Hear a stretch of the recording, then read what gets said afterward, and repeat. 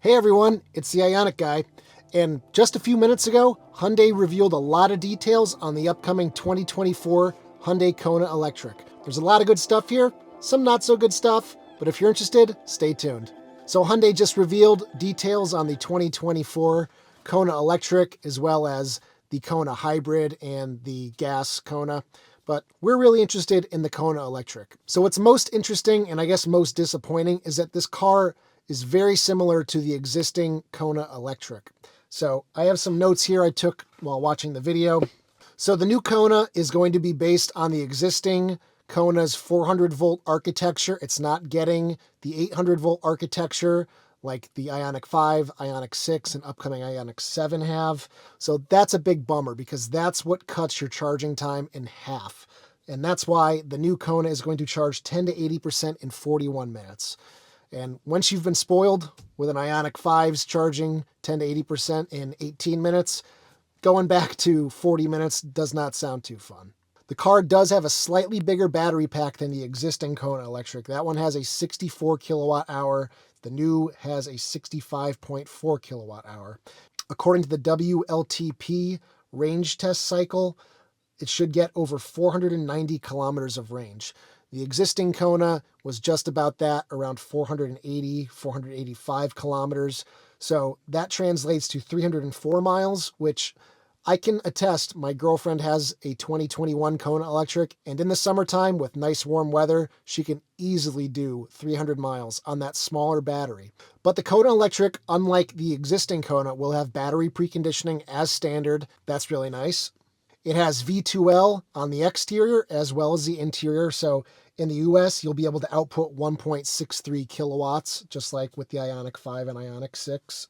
Something cool that the Kona is going to have is a charge port door that's heated and can remove ice and snow buildup down to negative 30 degrees. Now, they didn't specify Celsius or Fahrenheit, so I don't know what that negative 30 degrees is. But either way, pretty cold.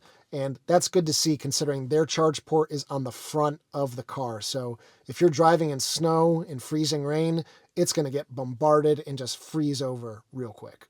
In terms of size, the car did get bigger. So the wheelbase for the Kona Electric increased from 102.4 to 104.7. So over 2 inches extra wheelbase. So the outgoing Kona Electric was 166 by 71 by 61 inches. And the new version is 5 inches longer at 171. It's the same width and it's gained an inch in height. So that's going to lead to better headroom. And in the front, you gain 2 inches of headroom, 1 inch of shoulder room, and rear headroom increases a half an inch. And what's most interesting is the outgoing Kona Electric had a drag coefficient of 0.32, and the new Kona has a drag coefficient of 0.27. So the car got more slippery when passing through the air, and it only gained a little bit of range. So I guess maybe extending the car's length probably was a detriment to that overall range. But cars are always getting bigger with every redesign. That's just the way that they do it. So kind of disappointing to not see the range figures go up significantly.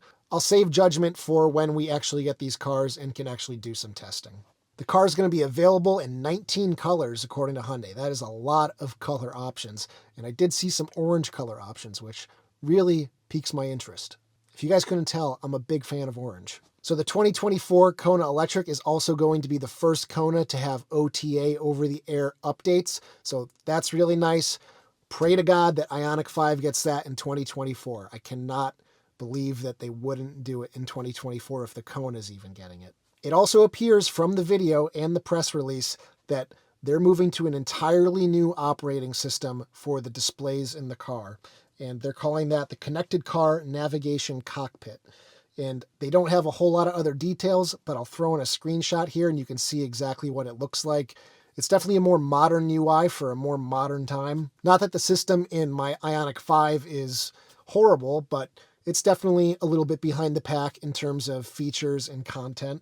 The Kona Electric is going to be available with a heads-up display, so that's nice to see. It's going to have a half panoramic glass roof, so the front half of the car is going to have a sunroof. The Kona Electric also does gain a front trunk now, or a frunk, which the existing Kona does not have. The interior is laced with that ambient lighting that we've come to love with our Hyundai cars.